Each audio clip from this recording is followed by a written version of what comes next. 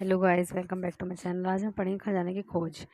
Guys, एक गांव में एक रामलाल नाम का एक किसान अपनी पत्नी और 4 लड़कों के साथ रहता था। रामलाल खेतों में मेहनत करके अपने परिवार का पेट पालता था, लेकिन उसके चारों लड़के आलसी थे, जो गांव में वैसे इधर उधर घूमते रहते थे।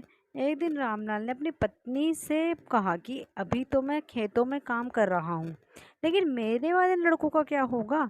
इन्होंने तो कभी मेहनत भी नहीं करी, ये तो कभी खेत में भी नहीं गए।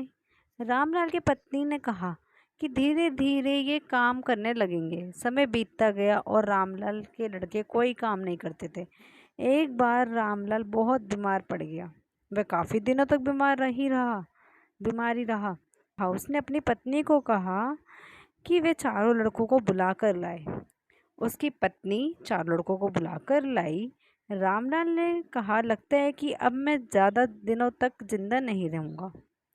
रामलाल को चिंता थी कि उसके जाने के बाद उसके बेटे क्या करेंगे, क्या होगा। इसीलिए उसने कहा अपने बेटों से, मैंने अपने जीवन में जो कुछ भी कमाया है वह खजाना निकाल कर आपस में बांट लेना। ये बात सुनकर चारों लड़के खुश हो गए। कुछ समय बाद रामलाल की मृत्यु हो गई। रामलाल की मृत्यु के कुछ दिनों बाद उसके लड़के खेत में दबा खजाना निकालने गए। उन्होंने सुबह से लेकर शाम तक सारा खेत खोद दिया, लेकिन उनको कोई भी खजाना नजर नहीं आया। लड़के घर आकर अपनी माँ से बोले, माँ, पिताजी ने हमसे झूठ बोला था, उस खेत में हमें कोई खजाना नहीं मिला। उसकी माँ ने बताया कि तुम्हारे पिताजी ने जीवन में यही घर और खेत ही कमाया है, लेकिन अब तुमने खेत खोद ही दिया है, तो उसमें बीज बो दो। इसके बाद लड़कों ने बीज बोए और माँ के कहे अनुसार उसमें पानी देते गए। कुछ समय बाद फसल पककर तैयार हो गई, जिसको बेचकर लड़कों को अच्छा मुनाफा हुआ, जिसे लेकर वह अपनी माँ के पास पहुँचे।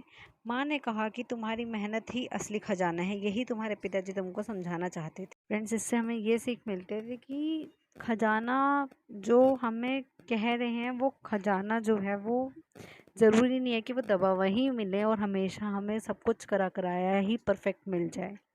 खुद की मेहनत भी हमें करनी। Thanks for watching guys. Please channel को लाइक, कमेंट, सब्सक्राइब ज़रूर करें। Please please.